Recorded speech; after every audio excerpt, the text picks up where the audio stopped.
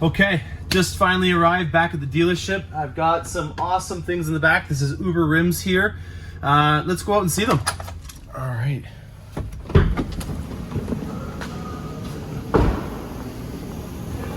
All right, so powder coated and then ceramic coated. We're gonna take these out of here, give them a good look under some nicer lights. Wow, very nice.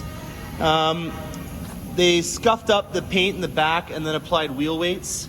I know that they probably did a really good job on it, but always when you're working with high performance vehicles, make sure that you get your dealer to road force and balance them again just before they put them back on. I'm sure that nothing's really happened, but it's always just a good idea, especially if you're gonna be driving high speeds. So rims are gonna go on shortly. Stay tuned.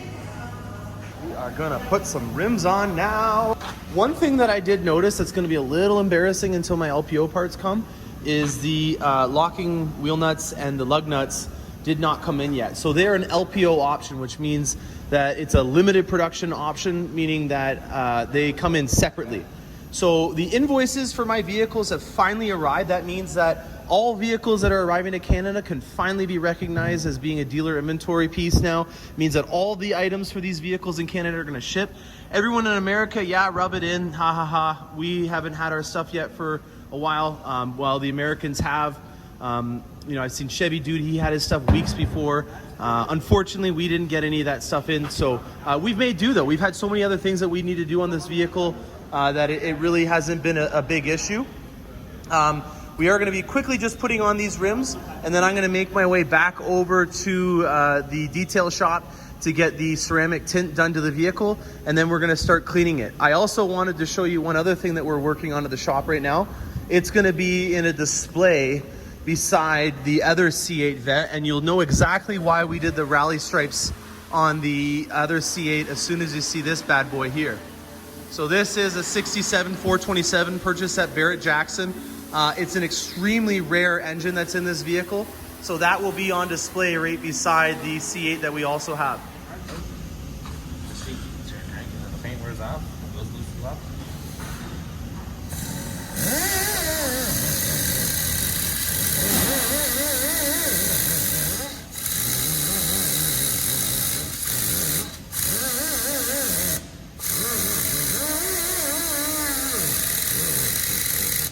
A pretty good job of keeping it clean.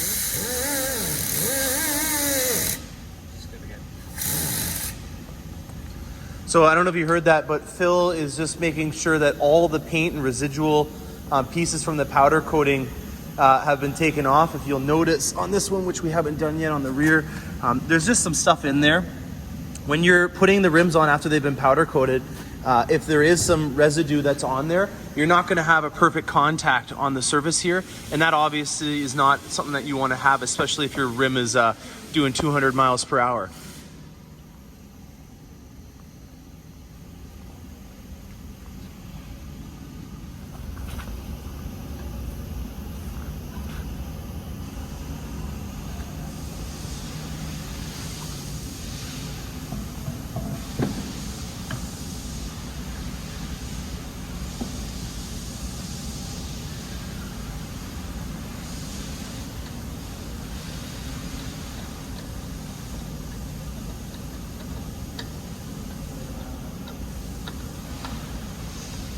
Wow, our first look at it. Look at that. Oh, I am so happy we went with this color combination. A couple of people were commenting about maybe doing a bronze look on this, kind of like a old Subaru WRX. The car was white, more white. Yes, this is kind of has a tinge, the gray tinge to it. Yeah. I honest to God, if someone was to ask you what color my car was, I don't think I would tell them it was ceramic matrix gray. I would just say it was like an off-white. Like, let's say I was going to like a hotel and they were asking me what color my car was. I would just say this is a white car, but it's interesting that they call this ceramic matrix gray. So we just loosely applied all of them, and then Phil, what would be the torque stick level on these? 140 is the spec for these, so that would be what he's gonna tighten them all up to. And then what Phil's gonna do is he's gonna individually start on opposite sides just to make sure that he gets it all done perfectly and nicely snug.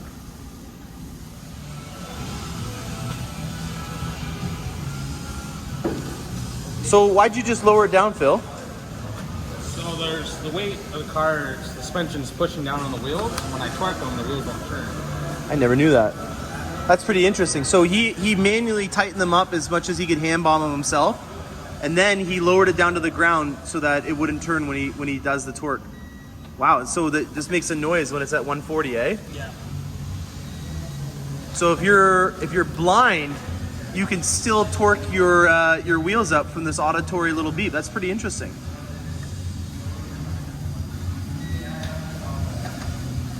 Okay, so let's do an unboxing video. We're gonna be putting on all this stuff later on today, but I haven't really done an entire video to show you all the stuff that comes with it. These here are for your door jambs. I'm not really too sure why they don't install them from the factory, but it's just to kind of give you a little bit more aesthetics on here. They're really simple. I'll see if I can tear it off with my teeth here and put one on for you. So those are on now. All right, let's see what else we got in here. Okay, these are our splitters that we're gonna put on later on today. We've got the under tray for the front side of the vehicle, and there's the mats. One thing that I will note about the mats, it's always been something that's been a pet peeve of mine. When they come in the bag, they're like this. They're all curled up, and immediately what I do when I get one of these Vettes in from the factory is I unbag them and leave them out for the night. A lot of the times what I'll do is I'll throw them in my office. I just really like to make sure that they don't have the curled up edge. The mats were a lot more expensive on this generation over the previous one, and I didn't really understand the reason for that until I saw them, and they have leather piping all on the sides of them now. So there is a little bit more quality involved with them. They're not like a Lloyd's mat where they are, you know, something that you could pass down to your families as an heirloom. They're so beautiful, but definitely a difference in the quality over the previous gen. So we've got our under tray here. There's more vents over here in the front of the vehicle, which I was showing you in another video. I think the underbody video. These also need to go on the vehicle as well. Depending on what region you're from, you're gonna need to put these little screw mounts inside of here. In Canada, they're the little ones on the inside. Okay, wheels are on. This one's under wraps now, almost done. And here's my baby. Still have some stuff to unwrap it. I've heard a lot of these folks these days like ASMR, so we're gonna try to unwrap some stuff later on. But this is your first look at the vehicle with its rims finally on the vehicle. The shoes match the outfit finally. Phil, would you do the honors?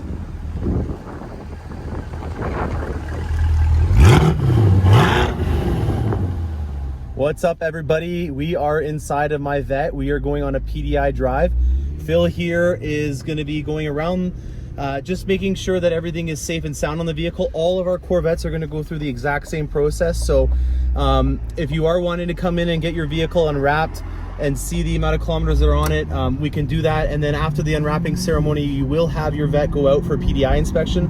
PDI stands for pre-delivery inspection, and this is again just to make sure that everything is safe and sound on the vehicle. So without further ado, I'm going to pass it off to Phil.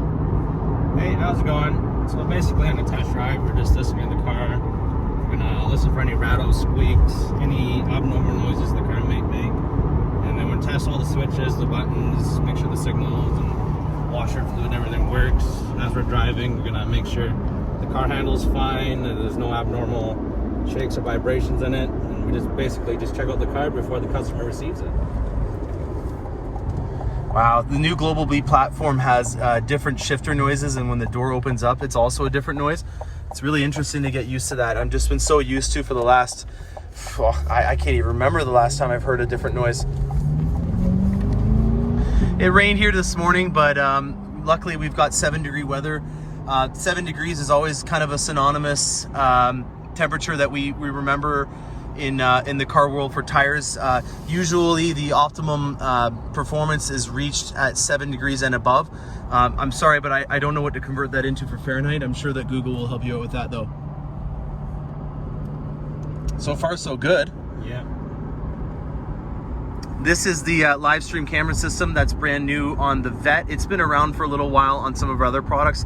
It's already actually in its second generation, so some of the 17, 18 Escalades and a couple of other vehicles like the CT6 had the older version.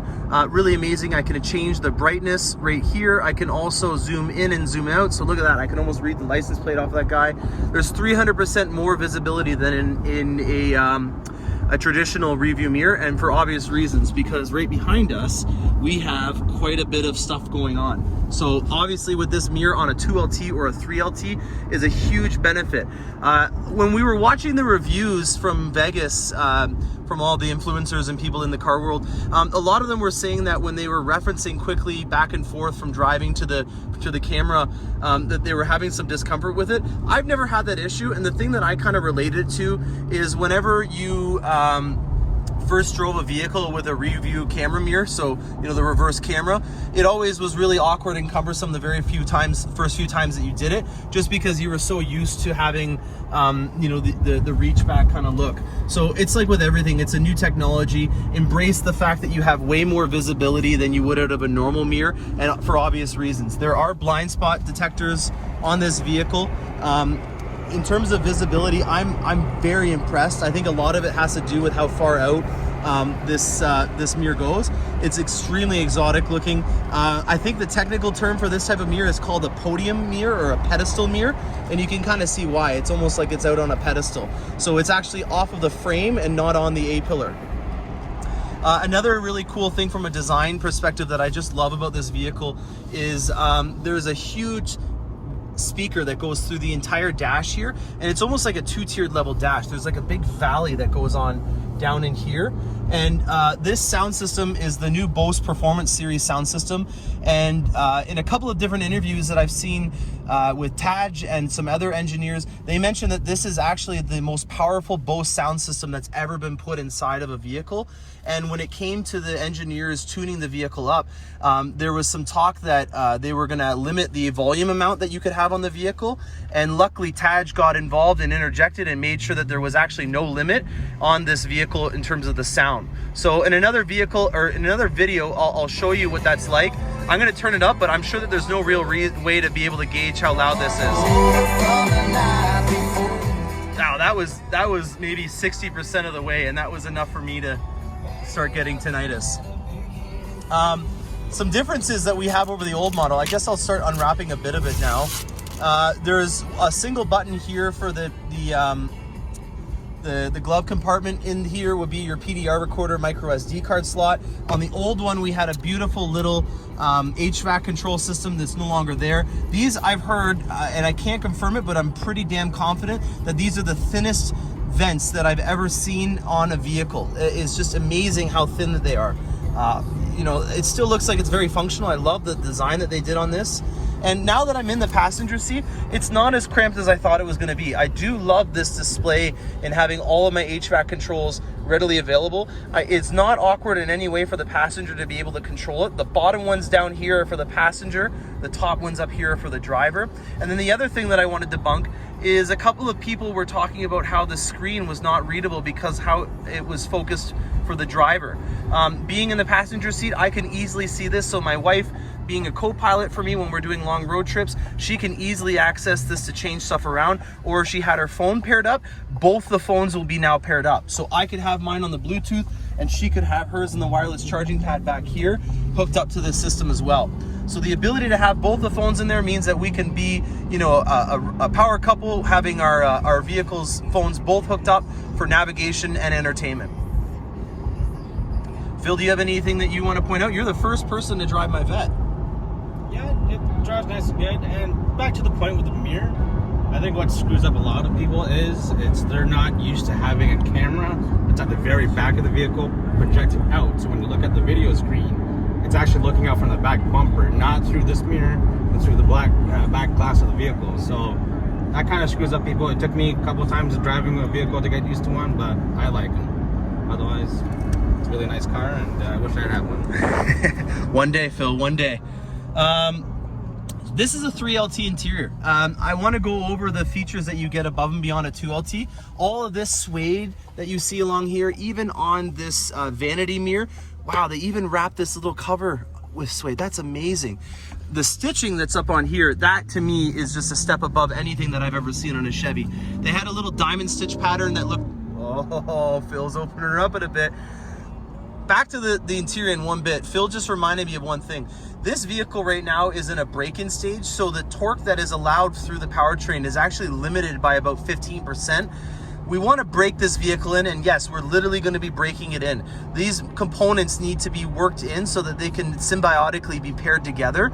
And to do that, you need to make sure that you're not applying 100% of the torque until it's had some time to work itself in. Like with anything, you know, you need some time to get it to find its groove. And literally, pardon the pun, that's what we're going to be doing with this powertrain. So the old generation, they limited the red line that you can have. If you see right now on mine, the red line is just about at 4,000 RPM. Maybe a little bit above, and that's for obvious reasons. We don't really need to get cranking up to 6,000 RPM at this point, just because she's brand new. On mine, I think the odometer reading was 5 miles. I don't know if you saw it earlier.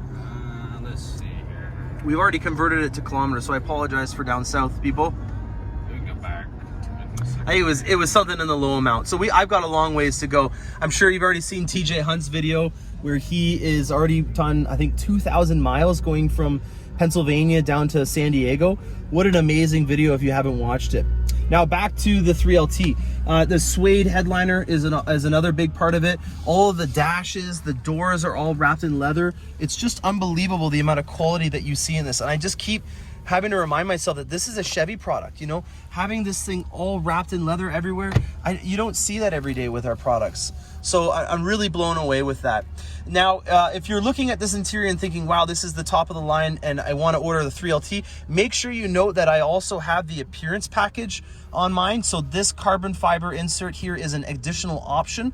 These are not an additional option. These will come on the vehicle. And then when you go to a 2LT, it's upgraded to a 14 speaker sound system. So these items in here are a little bit above and beyond. Again, I've done a solid Napa leather on this vehicle for the 3LT. There's going to be a lot of people trying this out. If you're ever in the London area and you're looking at buying a Corvette from me, if you're a client of mine and you're interested in buying a Vette, one of the things that you're going to get is be able to drive it. This is a guinea pig for a lot of people if they're trying to consider doing a Z51, if they want to try it out in their driveway, if they live nearby the dealership and want to see if they can get it to fit in without the lift system. I've got the lift system on mine, so we can go and try it out. Those are the things that I wanted to be able to have on hand so that when you're purchasing a vehicle from me, you have a lot more bullets in your gun, as they say. Oh, windshield wipers. Look at the coverage on that. Wow. It's amazing to see how high up the coverage on the windshield wiper was. I've never seen that on the old Vettes. Another thing is, when you're driving in a Vette, the visibility is obviously not as good as if you're in a big full-size SUV. When you're at a stoplight in the C7, a lot of the times, especially if you're in the first or second row, you would notice that you couldn't see the lights at all, and you kind of have to look down or maybe look at the pedestrian symbols to see if it said that you could walk, and then you'd know that it was going to be green. On this one, I can already tell that the visibility is a lot better for looking up at stoplights. You definitely feel like you're in front of the center of mass on this vehicle as well. Just from being in it for a couple of minutes, I can already tell just from my internal gyros. I know that sounds dumb, but we are really in front of the center of gravity now, and so I can feel my body weight going around differently than in the C7.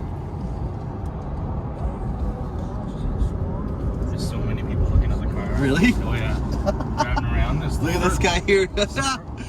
He's the first one on the road, right? So yeah, this guy here is just staring away. I just noticed people have been looking and taking pictures with their phones. And, no way. Yeah. Very cool. Very cool. Well, I hope you guys like that. That is a quick run through on what a PDI process will be. Again, we have 2 technicians that will be working on your vehicle. Every single Corvette that is going to go through our shop needs to get a PDI process. We can do the unwrapping ceremony before that happens so that you can be one of the first people inside of your vehicle, or we can do it after once the vehicle is all ready to go and shined up ready for prom. Thanks a lot and happy motoring.